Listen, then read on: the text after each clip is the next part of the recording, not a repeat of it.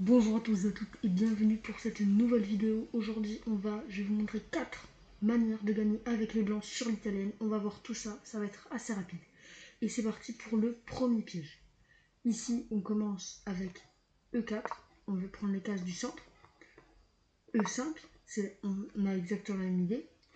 Cavalier F3, on vient attaquer le pion. Cavalier C6, on vient de défendre.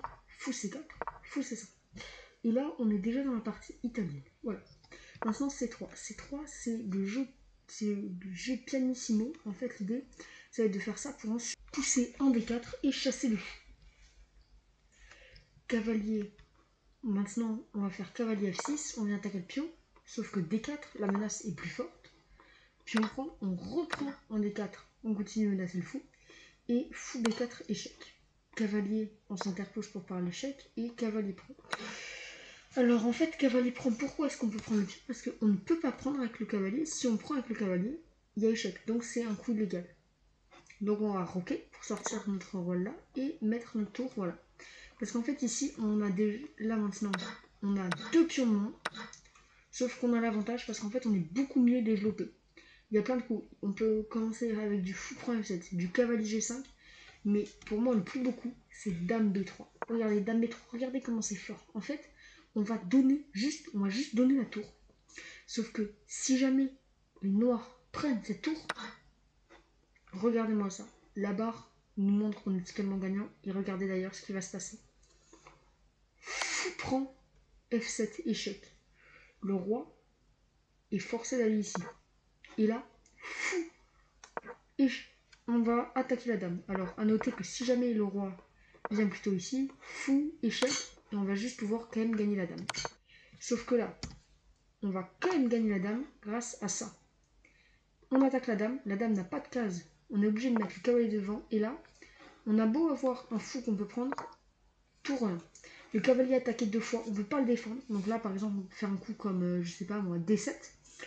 En se disant, D6, le pion D7 va en D6 en se disant, bah on va essayer d'aller libérer notre dame. Mais fou prend, échec, dame prend, tour prend, roi prend. Et là, un coup vraiment très joli aussi, fou G8.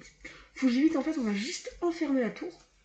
Et là, peut-être qu'on va vouloir se donner l'air faire ça. Sauf que ça marche toujours pas parce qu'en fait, dame F7 échec.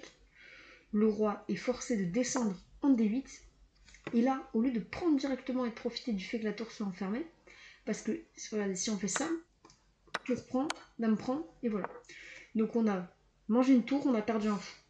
Et on peut faire encore mieux. On va faire dame échec, on attaque les deux en même temps. Le roi est obligé de revenir. Et là maintenant, dame prend, on attaque le roi et on attaque la tour. Ce qui va nous permettre de prendre la tour, encore mieux. C'est encore mieux parce que là, on ne perd pas notre fou. Alors ici, une erreur assez fréquente des noirs en partie, c'est de faire fou 6 avec l'idée qu'on va avoir la tour qui fait un couage et le fou qui menace. Il y a 2 attaques, on ne peut pas rajouter de défense. Sauf qu'il y a ce coup. D5 échec, fou prend. Je te fais fou prend, roi prend et dame prend. Et sur roi prend, fou prend PM. Et comme c'est sur échec, en fait, à chaque fois, on est obligé de reprendre et la tour et son défense. On passe désormais au piège suivant. On va poursuivre notre vidéo avec ce piège. Ici, encore une fois, on va faire l'italienne. Donc je vous le passe vite. E4, E5, cavalier F3, cavalier C6. Fou C4, c'est l'italienne. Fou C5. Voilà. On est encore dans la même partie et on va, encore une fois, jouer C3. Sauf que sur le piège précédent, on a vu cavalier F6. Suivi de D4. Sauf qu'ici, on va faire autre chose. On va faire D6 avec le noir. Donc on vient renforcer notre centre et préparer le développement du fou. Alors on va quand même faire D4. E prend D4, C prend D4, fou B4 échec encore une fois. Et là, on va faire un coup qui peut paraître étrange. En fait, le but ici, ça va être de gagner justement ce fou. Donc, on ne va pas le laisser s'échanger. Si on fait cavalier, ici, ou même fou prend, et on laisse le fou s'échanger. Et c'est pas du tout ce qu'on veut. Donc on va faire ce coup qui peut paraître bizarre, roi F1. En fait, roi F1, l'idée c'est qu'il n'y a pas d'échec ici. Il n'y a pas d'échec. Et regardez la barre, on est quand même mieux, on est mieux malgré tout. Il n'y a pas d'échec parce que si on était venu en E2, il y aurait quand même cavalier prend échec. Alors, cavalier prend c'est mauvais mais ça laisse des échecs et c'est moins bien parce que ça va nous bloquer la dame, des choses comme ça. Donc, roi F1. Donc là, que font les noirs? Un coup de développement très logique. Cavalier F6, qui est pourtant une erreur. Parce qu'on va faire D5, on vient chasser le cavalier est obligé de bouger, et là, regardez, la dame peut venir là, et la diagonale est ouverte. Alors évidemment, on ne va pas venir là maintenant, parce qu'il y aurait quand même cavalier prend. On va d'abord faire cavalier prend, pion prend. Et là maintenant, dame A4, échec, on attaque le fou, et le roi est en échec. Que font les noirs? Alors, le coup le plus logique, c'est fou D7. Et maintenant, après fou D7, eh bien, on va juste pouvoir prendre. On a une pièce de plus et on va pouvoir gagner la partie. Et on attaque maintenant le troisième piège. Le troisième piège, c'est, je pense, le plus simple. En tout cas, au moins, c'est le plus court. Donc, on refait encore une fois ce qu'on applique. On applique notre schéma. E4, E5, cavalier F3 attaque le pion, cavalier C6 le défend, fou C4, fou C5, C3. Donc là, en fait, on fait toujours les mêmes coups. On répète la même ligne. Et à partir de cette position, suivant ce que vont faire les noirs, on va avoir différentes opportunités. Cavalier F6, donc c'est comme dans le premier piège, hein, vous vous en souvenez? On va quand même faire des 4.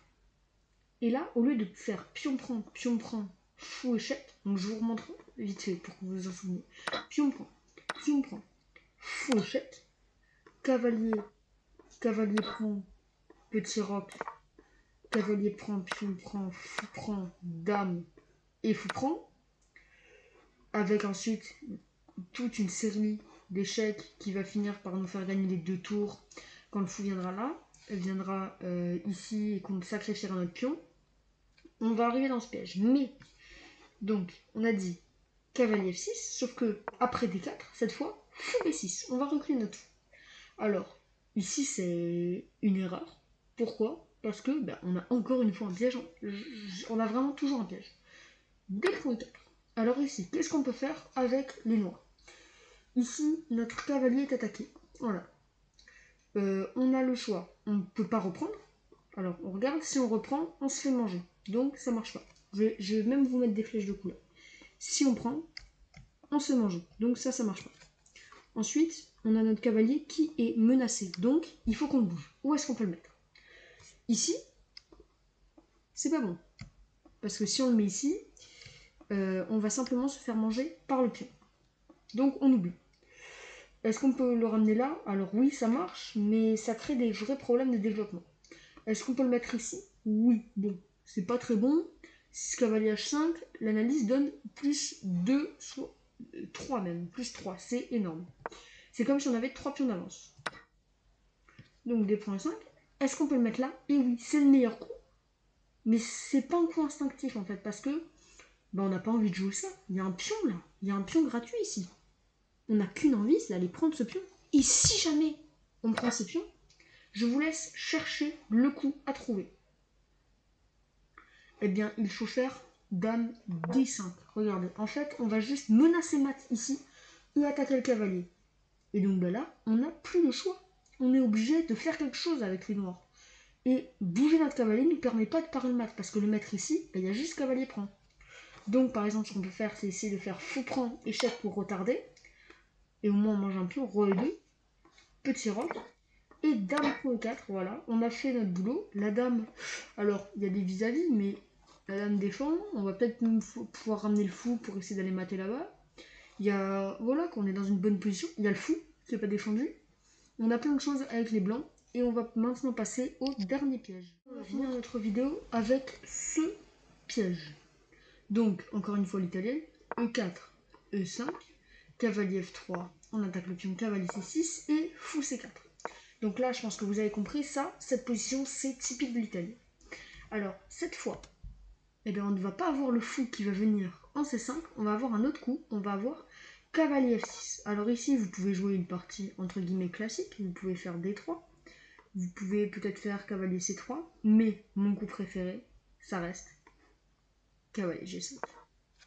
Cavalier G5, on entre dans une partie, alors celle-là je la recommande pas forcément aux débutants, parce que c'est très complexe, il faut connaître et il faut aimer, c'est compliqué en fait, on va être sous pression toute la partie, mais si on joue bien, on va quand même pouvoir gagner avec les blancs. Donc en fait ici, on menace le pion. Voilà. On veut gagner ce pion. On menace avec le fou et le cavalier. Donc par exemple, si le cavalier vient là, fourchette. On attaque la dame et la tour en même temps. Et donc le seul coup, le seul et l'unique qui nous permet de défendre avec les noirs, c'est D5. Sauf que pion prend, on a gagné un pion. Donc là, il y a deux options. Et l'option qui est très souvent choisie par les débutants justement, c'est simplement, il y a un pion, on peut le prendre, cavalier prend D5. Sauf que là, regardez-moi ce coup magnifique. Cavalier prend F7. Un sacrifice. On fait une fourchette. Donc là, il n'y a pas trop de choix. Roi prend F7 obligé. Sauf que dame F3, échec. On vient attaquer là et attaquer là. Il n'y a qu'une défense pour le cavalier contre deux attaques. Le seul moyen de rajouter une défense, c'est de faire venir le roi là. Parce que le cavalier ne peut pas reculer, il est cloué. Donc, on fait venir le roi. Et là, cavalier.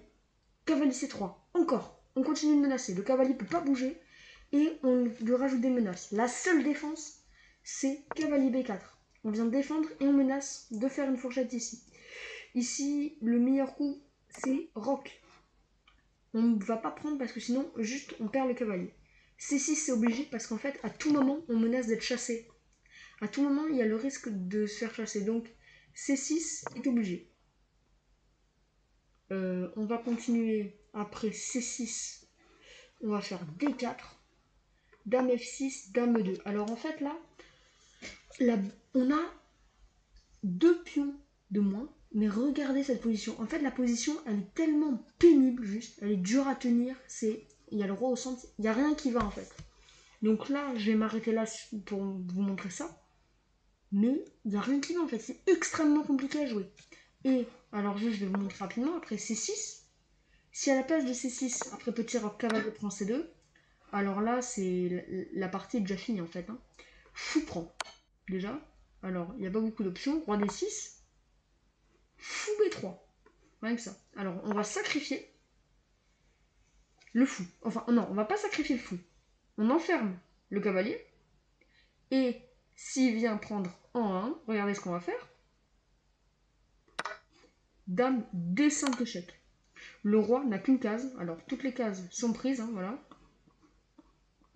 Le roi n'a qu'une case. E7. Donc, qu'est-ce qu'on fait maintenant? Dame échec.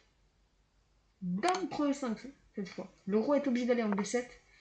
Et Dame E6, échec et mat. Alors, juste rapidement pour vous montrer. Ici, si jamais pendant le jeu vous allez trop vite, vous prenez pas en E5, c'est pas très grave. Si vous prenez là, c'est juste mat en 3 en fait. Le roi est obligé d'aller en D6. Et vous pouvez juste refaire en fait. C'est pas grave. Vous inquiétez pas par exemple si vous vous trompez un moment.